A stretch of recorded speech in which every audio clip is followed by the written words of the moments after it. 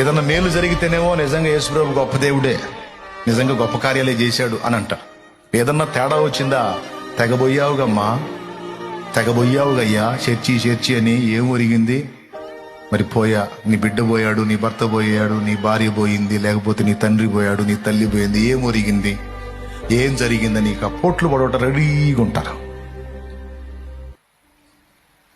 వాళ్ళందరూ వచ్చి తల ఒక మాట పొడుస్తున్నారు.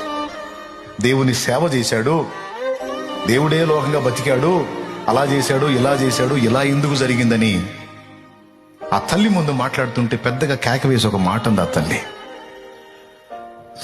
నా బిడ్డ కార్యక్రమానికి వచ్చారు, ప్రశాంతంగా కార్యక్రమాన్ని వీక్షించి వెళ్ళటం వరకే, ఒక్క మాట కూడా నా ప్రభు అనొద్దు, ఒక్క మాట కూడా నా దేవుణ్ణి అనొద్దు. మేమందరం మారు మనసు ఎందుకు పొందామో తెలుసా? మేమందరం బాప్తిస్మం ఎందుకు పొందామో తెలుసా? ఇక్కడే ఉట్టిగట్టి ఊరేగటానికి కాదు.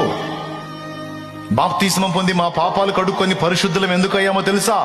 ఏ క్షణాన ప్రభు పిలిచినా పరిశుద్ధులంగా ఆయన దగ్గరికి చేరడానికి.